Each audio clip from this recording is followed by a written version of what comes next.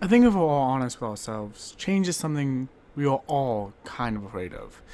It takes the fear of the unknown, the fear of messing up, and the fear of a loss of stability, and combines them all into one thing. And if there is anything people who fall in love with these series hate, it's change. This is the first one, that started. This is the first one from a rhythm game. As long as I've known the Phantom Thieves, they've always been JRPG characters. They've been dungeon crawlers and fighters. And with Persona being a franchise that I've never even knew of before Persona 5, it only felt right that I'd be falling in love with the Phantom Thieves. As I played the 5th game when it came out for 60 hours the week it came out, I knew that there was just enough, so much, a part of this world that I wanted to be a part of. Even if I can't speak or at the same in life. These were characters that I instantly fell in love with, specifically these 3.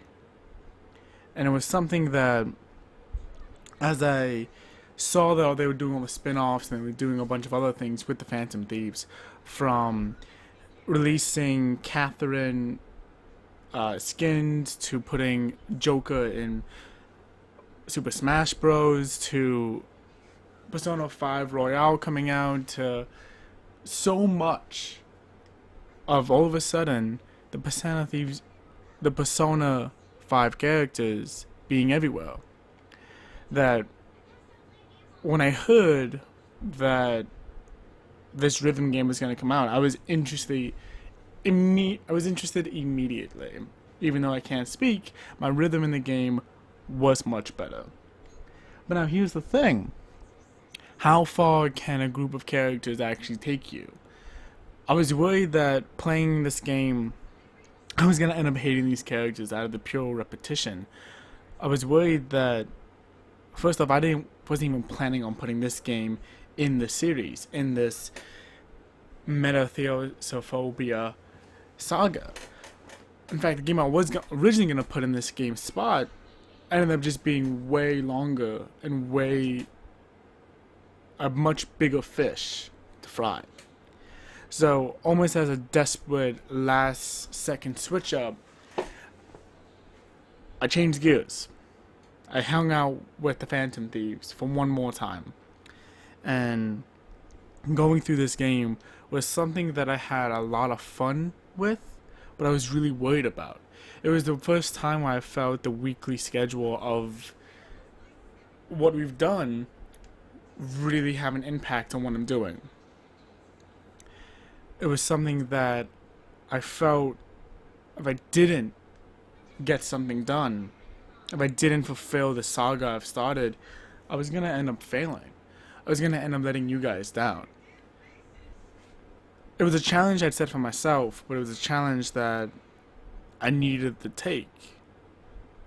So, it wasn't until after I was 90% of the way through the hunt that I realized that Persona has done a dancing game before. Back in '08, they've done a dancing game. But I didn't know that. I had no idea that that was the case.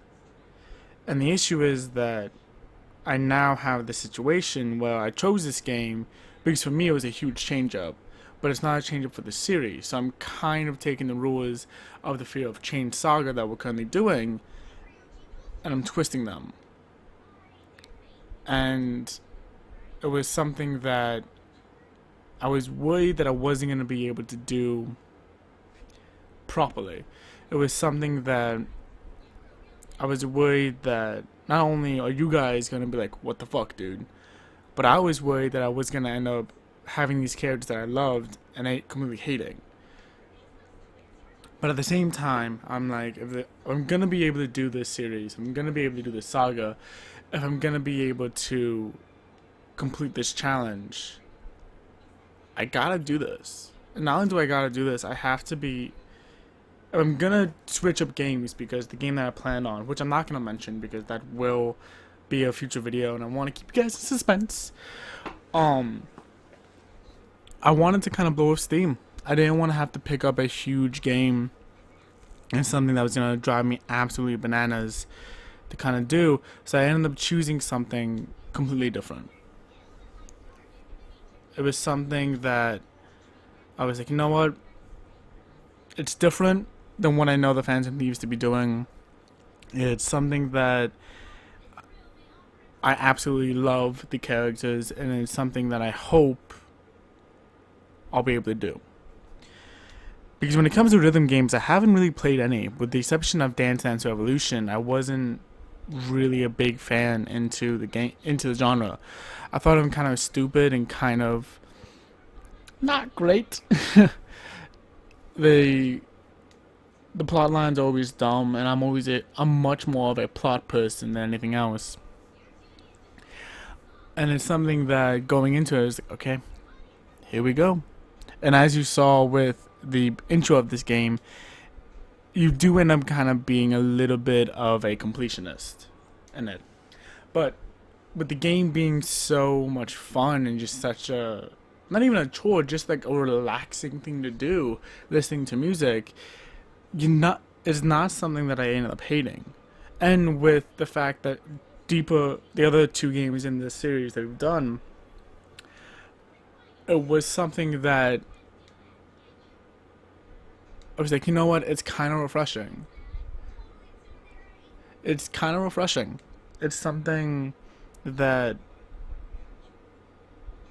I don't have to guess. I just know I have to do everything. And even then, you don't have to do everything. You don't actually have to be a completionist.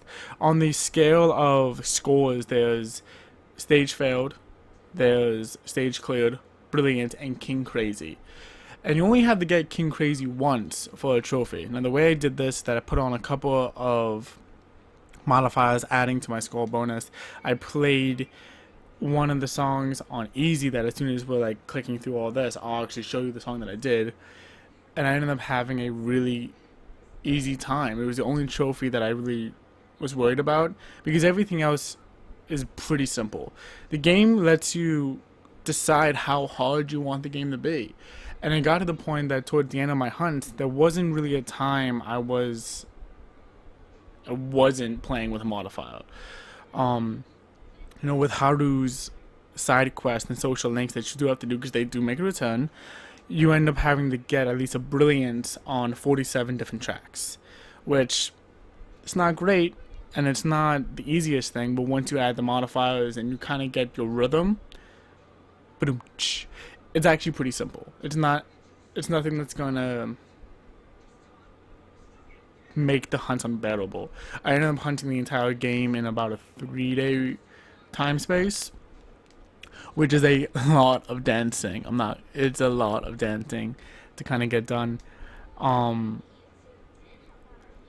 it was a huge break from the other games I was playing, both one being this heavy RPG Assassin's Creed game, one being this first person shooter, and then we got this one. I was like, okay, coming back to basics. I'm coming back to something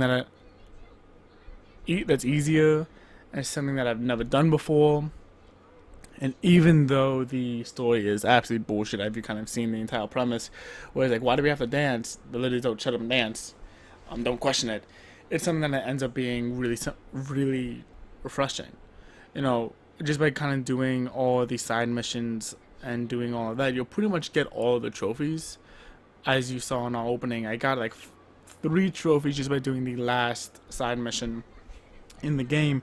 Following through all the social links is actually how you end up getting the main story as well, with all the main progression.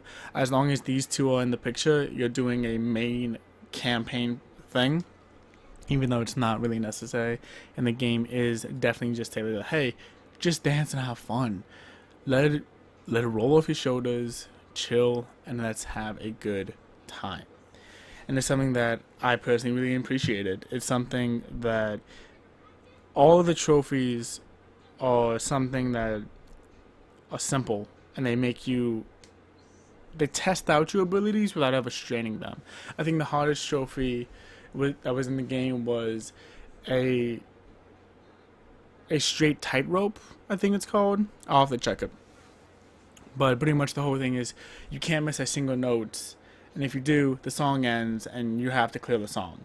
So it ends up being, what if you're picking, you can make that trophy as hard as you want. You can put it on the hardest difficulty and have a nightmare, or you can put it on an easier difficulty, put both the support and the modifier on, and just kind of go to town. It won't be an issue.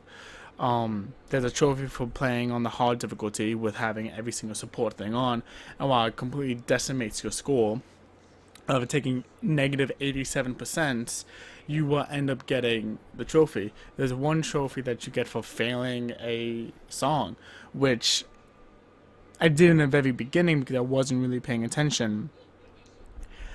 But you're gonna get that trophy anyway by another trophy that's like the impossible mission, which is doing a song on all night difficulty with 10 modifiers, which literally makes that a living hell of a trophy. So with the trophies being that simple and the game being that fun, if you like these characters, you're gonna have a good time. And I ended up having a great time. The only thing that really got annoying, and the thing that might put you off of the trophy hunting path, is that it is pretty repetitive, and a lot of dance moves are the same. A lot of the vocalization that they throw in while you're dancing is repeated over and over and over. So those are the kind of things that are annoying. If you don't like the fact that as they're explaining now as I've been talking, that you're not gonna remember any of this, and therefore this entire game really has no weight on the Phantom Thieves' lives, it doesn't matter. If that's gonna be an issue for you, then maybe this isn't for you. But the game is very much not about story. It's not about progressing anything. It's about, hey, let's just hang out with a bunch of friends and dance. And considering the fact that I went into this game kind of freaking out with a lot of stress, it was really nice to kind of have. All the characters have this thing where they end up showing off their personalities through the dance. You have Ryuji, who's just hard rocking all the time, but he kind of looks like a third grader is dancing. He's like, hey, go dance. He's like, yeah. So he's a goofball. You have Haru, who's this ballerina type, and she's absolutely awesome, and I love her. But you have everything kind of shows up in ways that make sense. All the characters have multiple different costumes which you have to wear, and they're just a good time. The hardest trophies that kind of gave me nightmares were A Master's Guide for Tricksters and the Alibaba Enthusiast, which you get for seeing all of the main protagonist and Futaba's dance sequences. That's going to require you to play every single one, from easy, medium, hard, and all night difficulty. You're going to have to play those games, those levels, and clear them. Now, my biggest thing, how I would suggest them to you, is put all your supporters on and just button mash. By doing that, I was able to get through it. Each one of them, one and done, wasn't too painful, and it usually turned the trophies that should have been the biggest nightmares in this entire thing into something that wasn't really a big deal. So, with that being said, if you like the Phantom Thieves, play the game. If you like rhythm games, I'm not sure how this one stacks up. It does feel like they made it for people who don't play rhythm games. I'm actually going to try to do a song on normal difficulty while I'm talking to you guys, but I absolutely refuse to take any acknowledgments if it becomes a shit show. So, I'm going to just keep that in mind. I want to go to Haru real quick because she has a costume I've not seen. Yeah, but all the costumes. Oh, was that it?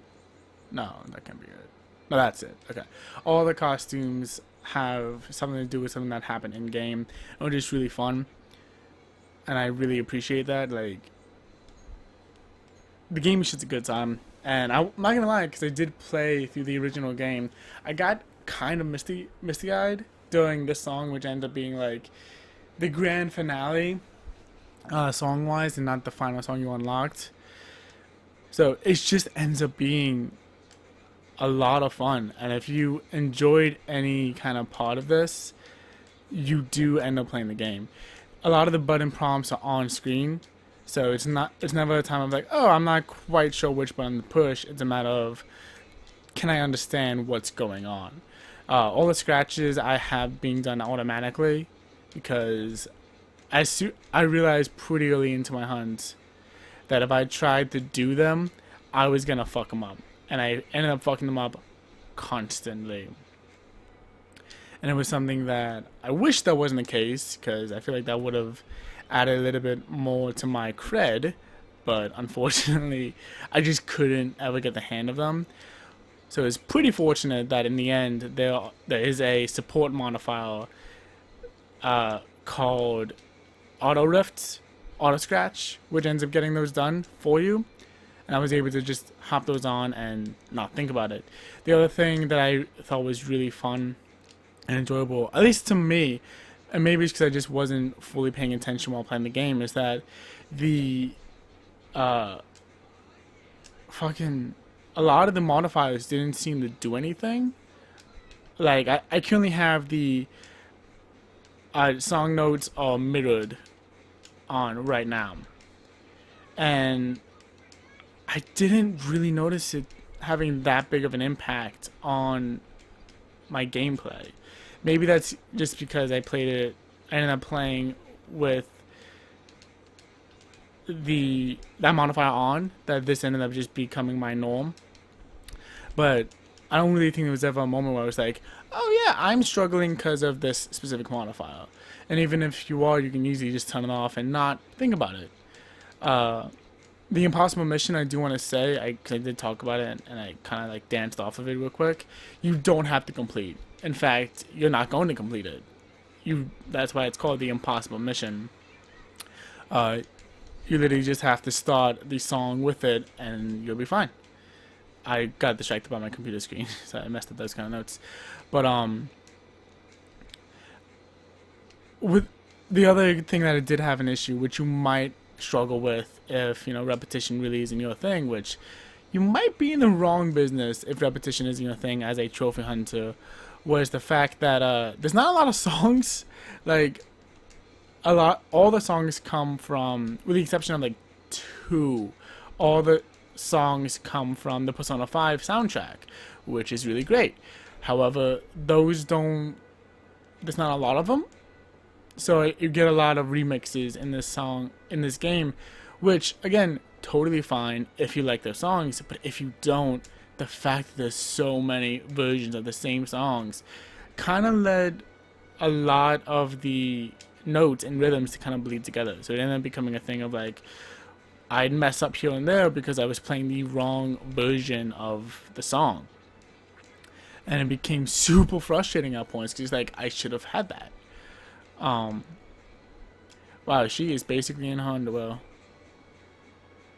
I just now noticed. Well, who needed monetization anyway? This video is not meant for children. Sorry. Gotta take shots at fucking YouTube when I can. So glad I don't do this for money and just doing this for a starving actor. But yeah, if you're not big into repetition, the fact that so many songs are just remixes of the same kind of thing is gonna really drive you crazy. The other thing that I noticed that I personally struggled with the slower songs, because I don't know, and I'm not entirely sure what it is, but a lot of the slower songs I just struggled with and keeping up with the rhythm and doing everything that I had to do with them. So a lot of the songs that got brilliance have just a higher BPM than I thought that I would have originally had and been comfortable with. Now, I did get the pop figurine of Joker. I did not get it for this game, but I did get the pop figurine for Joker. So now that pop, as we discussed last time, is now on my shelf. And is now part of my collection. But now that does kind of... Oh, I got distracted. That does kind of beg the question of, well, what do I do now? Because while the Joker costume is in the game, it just doesn't quite feel right that I have the Joker pop figurine for a dancing game. I don't know, there's something about that that kind of just feels off to me.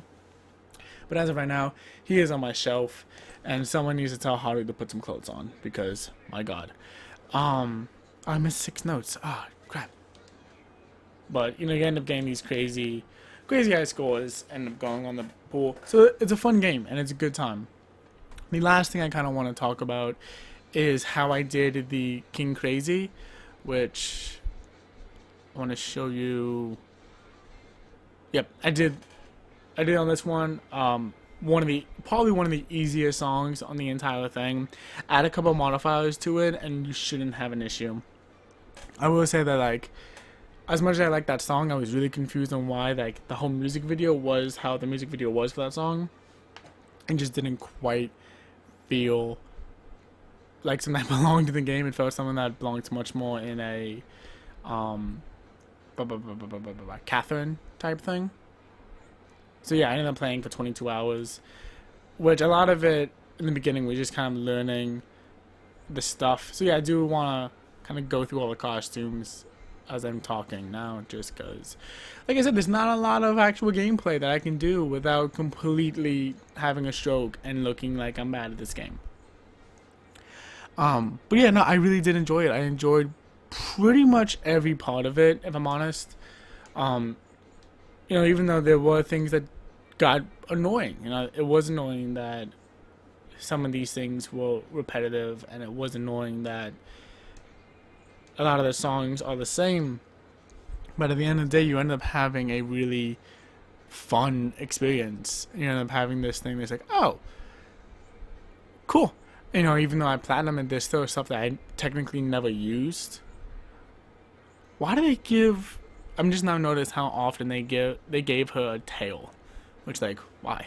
Why does she always have a tail? I don't know. But no, just... I'd recommend playing it. I can't... Oh, okay, that's cool. It's definitely not for everyone. It's definitely going to get on people's nerves. It's currently sitting at a platinum rate on the basis amongst trophy hunters of about 50%, which, up to you how you feel about that. I'm personally not I wish it was more. I wish it was less. I wish it was a rarer trophy, but unfortunately it's not. So hey, you kind of have to just work with what you got, I guess. So there's that. Oh, that's cool. No, but personally, I had a lot of fun with the Phantom Thieves. I'll probably be playing something else with them. I haven't quite decided yet. I'll have to decide in the future. Or should I say a little ponytail? It's cute. But yeah, all in all, that's everything I have for this. I'm going to go show you guys the Platinum Trophy, which I recognize I have not really been doing. But I do want to say, because I have talked about a lot about the repetition and all that's in this game. These two, that once you finally do unlock them as playable characters, as they add so much joy and so much oh my god, they're so adorable in the game, which I personally really enjoyed. I'm not entirely sure how accurate that timer is though, because I know I did leave my PS4 on the game for a while, so I'm not exactly sure if 22 hours is accurate, but there's that. So let me give you a more up close look at the Platinum Trophy, and I'll give you my rating, and I will move on.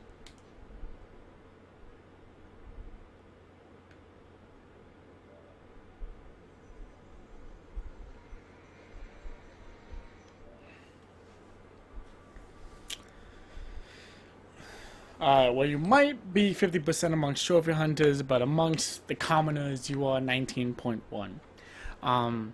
If there's anything I hate more than just a trophy for a platinum, like an image of a trophy for your platinum, it is the image of the logo for the platinum trophy. It is probably the worst design, and it's just because it just screams laziness, you know. It's just pure laziness.